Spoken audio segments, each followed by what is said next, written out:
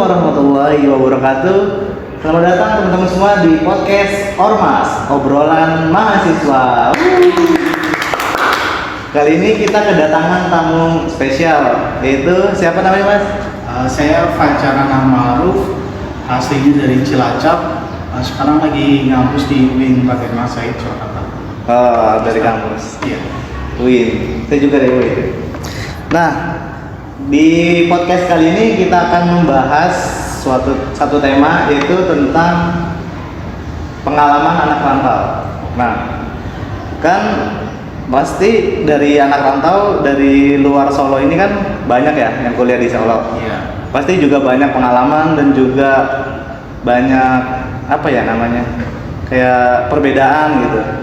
Kalau Mas Fajar sendiri itu kenapa sih bisa kuliah di Solo ini? Awalnya saya nggak pengen kuliah di Solo sih, Mas. Kenal tuh? Ya terimanya di sini aja sih gitu. Aku terapkan sini. Iya. Awalnya saya pengen di Purwokerto ya. Oh, Purwokerto. Paling dekat dari rumah saya itu. Universitasnya kan di situ, di Purwokerto. Ya. Cuman pas saya kan daftar lewat jalur apa ya? Pokoknya yang daftar ketiga universitas ya.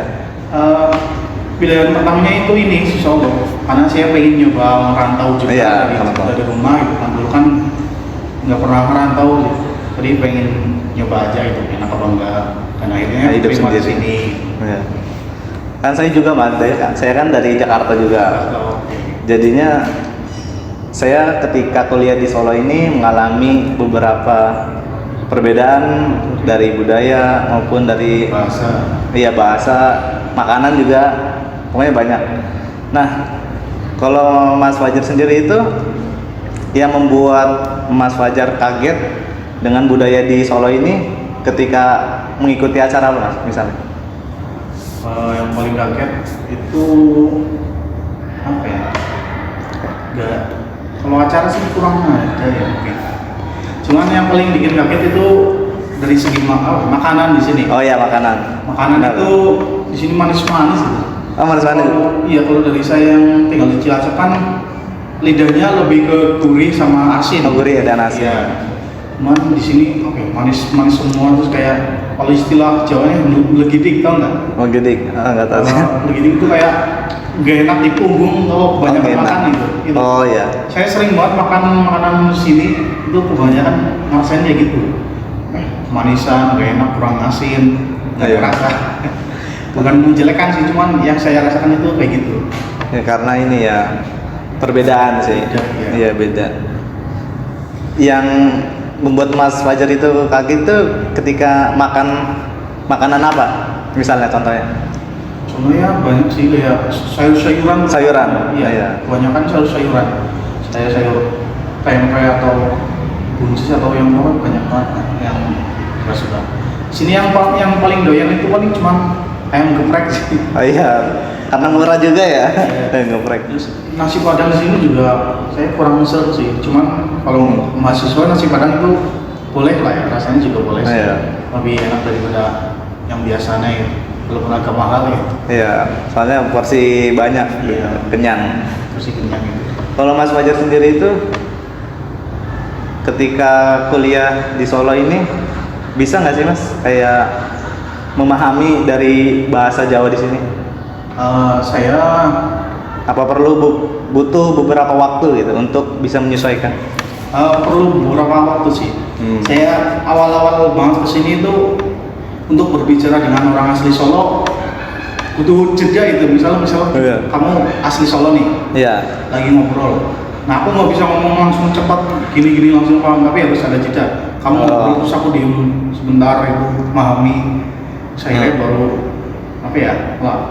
ngobrol balik gitu. Itu sih. Tapi kan saya Jawa Ngapak nih. Jawa Ngapak. Perbedaannya nggak terlalu jauh sih. Banyak di sini bedanya itu huruf vokalnya, A, I, W, O. Ya. Oh iya. Di sini kebanyakan huruf O. Kalau di sana kan simple kayak huruf A ya A. Kalau huruf belakangnya K atau D, kalau D itu kan pelafalannya jelas. Kalau di sini kan kayak hurufnya hilang gitu. Iya. Misalnya bapak kalau di Jawa Ngapak, kana itu apa ya? Kayak mantul gitu ya. Iya, mantul. Bapak Gitu. iya kolkol. Kalau di sini kan hilang gitu huruf kana, Iya. huruf akhir. Kayak bapak biasa. Iya, itu sih. Terus yang Mas Fajar di sini sebelumnya ngekos apa tinggal di mana gitu? Saya Sama di saudara? sini ngekos. Oh, ngekos. Ngekos. Kalau di sini saudara ada, tapi di Boyolali. Kalau di Boyolali cukup jauh ya. Kalau kos-kos di dekat kampus ini berapa ya Mas? Sekitaran harganya gitu? Sekitarnya 300-an sih. 300. Yang paling murah. Itu paling murah. Tapi paling banyak kayaknya 350 sampai 400 ya. Itu fasilitas apa aja Mas? Paling fasilitas kasur, bantal, terus lemari gitu sih. Kalau yang 400 ke atas mungkin kalau beruntung ada yang kamar mandi dalam gitu. Kebanyakan yang kamar mandi dalam itu 700. Lebih mahal ya? Iya lebih mahal. Lebih mahal. Kalau di luar lebih murah. Nah, Mas Fajar sendiri itu kan ketika di mana? Tadi tempatnya Cilacap ya? Cilacap ya. Di sana kan ada budaya talilan. Nah, beda nggak sih Mas budaya talilan di Mas Fajar di Cilacap dengan yang ada di Solo ini? Hampir sama sih, cuman Sama. ada yang beda dikit gitu bacanya. Oh, dari bacaannya. Iya. Di sini kayak ada baca apa gitu. Saya kurang paham juga. Kalau di sana ya ikut, ya pokoknya beda lah ya. Kalau dari makanan atau minuman wejangan gitu dari tuan rumah sama apa beda? Kurang lebih sama sih, cuman di sini kayaknya porsinya lebih dikit ya. Kalau yang Kalau di Cilacap lebih banyak. kayak lebih banyak dikit lah. Kan kalau saya di Jakarta tuh ketika selesai talilan itu baru dikasih minuman sama kayak gorengan. Tapi kalau di sini tuh ketika baru datang di tempatnya itu disediakan teh hangat dan juga serta cemilan lah. Habis itu ada lagi makan setelah membaca doa itu kayak misalnya nasi. Biasanya sih Nasi. sama lele. Di sini seringnya ayam ya sama lele. Iya, ayam sama lele. Jadi kalau di tempatku juga dari awal kayaknya udah disediain sih, tapi snacknya doang. Oh iya, snack-snack ya. Kalau makan nasi itu di pertengahan itu habis. Oh, berarti sama juga ada. Sama. Terus kayaknya kalau pengalaman saya setiap selesai tahlilan itu ada bingkisannya juga ya. Oh iya, bingkisan. Iya. Ada kayak bolu satu loyang gitu. Kalau di sana Cilacap ada kan? Ada. Oh, ada juga. Tapi bukan bolu sih, kayak roti apa yang itu ya?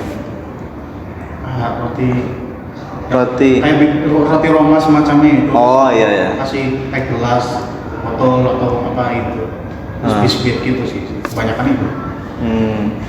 Kalau Mas Fajar sendiri tuh ketika pertama kali datang ke Solo ini, maksudnya udah beberapa sampai sekarang ini dilihat dari orang-orang sekitar daerah Solo ini gimana Mas? Ramah-ramah atau sebaliknya? Kalau menurut saya sih ramah banget. Oh, ramah banget ya? Iya, soalnya saya pernah kejadian, bukan kejadian sih, ya kayak ada masalah di motor saya gitu, kadang jalannya kurang apa itu, terus saya coba tanya-tanya ke orang sekitar atau ke bapak kos itu, langsung bener-bener diarahin. Kalau pengen pergi itu motor saya nggak bisa, langsung dianterin ke tempat angkot. Oh, dianterin? Iya, ramah banget sih.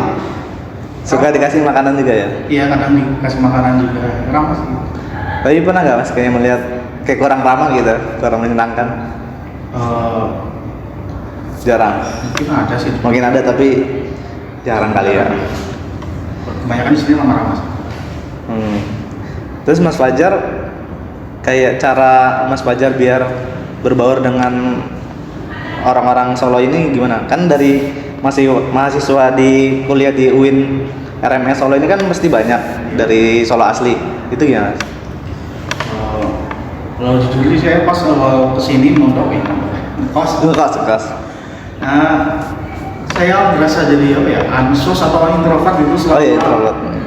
2 mingguan di kamar terus nggak ada obrolan atau nggak ngobrol sama orang lain. Soalnya susah juga sih kadang saya ngomong bahasa Jawa apa mereka nggak paham. Iya, nggak paham. Ya. Tapi kalau saya sih paham mereka ngomong apa. Oh, gitu. paham. Walaupun ada jeda sedikit. Gitu sih.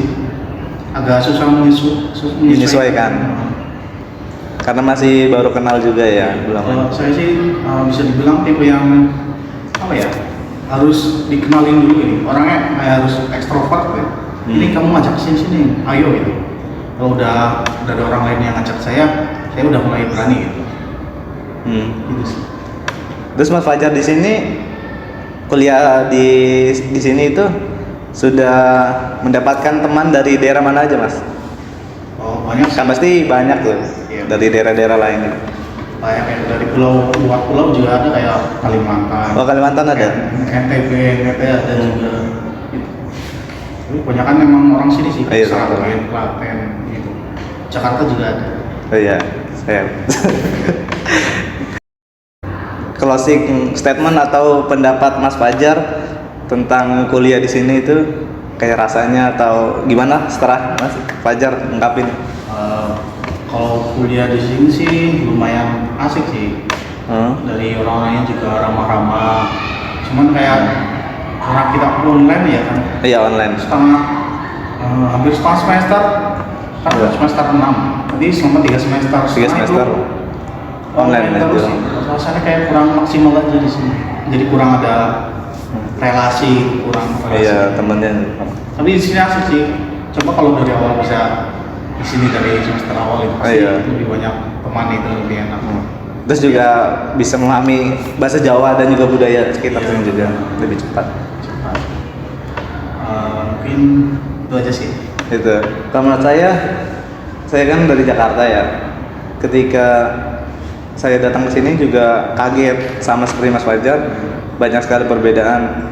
Dan juga yang jadi perbedaan juga di sini, kalau di Jakarta kan ketika ada undangan, kayak misalnya kita rapat nih jam 8. Nah, kalau di sana itu sebelum jam 8 udah datang. Tapi kalau di sini Kayak dimulai. iya, jam 8 tapi jam 8 lewat juga masih belum datang. Akhirnya mulai 1 jam setelahnya.